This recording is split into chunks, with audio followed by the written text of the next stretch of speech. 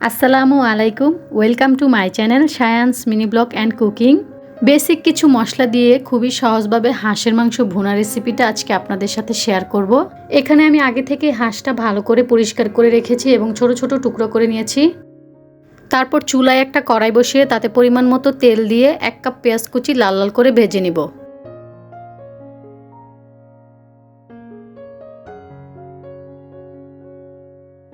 পেঁয়াজটা ভাজা হয়ে আসলে এখানে দিয়ে দিব সামান্য পরিমাণ পানি।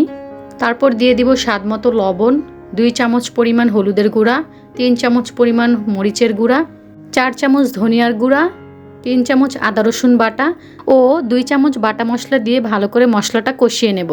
বাটা মশলা বলতে এখানে জিরা, জয়ফল, জয়ত্রী, পোস্তদানা, এলাচ, দারুচিনি, তেজপাতা সব উপকরণ একত্রে বেটে নিয়েছি। এখন ভালো করে মশলাটা কষিয়ে নেব, কারণ যত বেশি কষানো হবে খেতে কিন্তু ততই বেশি ভালো লাগবে। মশলাটা কষানো হয়ে গেলে এখন মাংসগুলো দিয়ে মাংসগুলো ভালো করে মশলার সাথে মিশিয়ে কষিয়ে নিব।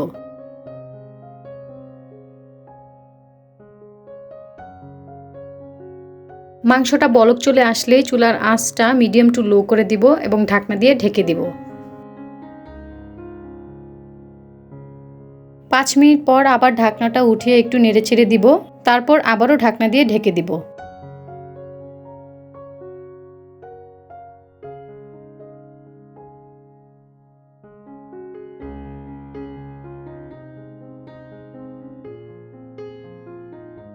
মাংসটা কষানো হয়ে গেলে এখন ঝোলের জন্য পানি দিয়ে দিব। এই পর্যায়ে চুলার আঁচটা মিডিয়াম টু হাই রাখবো, যাতে করে মাংসে ভালোভাবে বলক চলে আসে।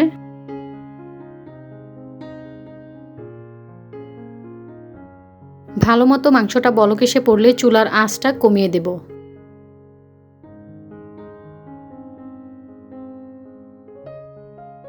আমার রান্নাটা প্রায় শেষের দিকে, ঝোলটা অনেকটাই শুকিয়ে গেছে। এখন আমি দিয়ে দিব ভাজা জিরার গুঁড়া। এটা ঠান্ডা হলে কিন্তু আরেকটু ঘন হয়ে আসবে। আমার এই ভিডিওটি যদি আপনাদের কাছে ভালো লেগে থাকে অবশ্যই আমার ভিডিওটিতে একটি লাইক দিবেন এবং আমার চ্যানেলটিকে সাবস্ক্রাইব করে পাশে থাকা বেল আইকনটি প্রেস করে দিবেন, যাতে করে ভিডিও আপলোড করার সাথে সাথে আপনারা নোটিফিকেশন পেয়ে যান। হাঁস ভুনার রেসিপিটা আপনাদের কাছে কেমন লাগলো অবশ্যই কমেন্ট করে জানাবেন। পরবর্তী ভিডিও দেখার আমন্ত্রণ জানিয়ে সবাই ভালো থাকবেন, সুস্থ থাকবেন। আল্লাহ হাফেজ।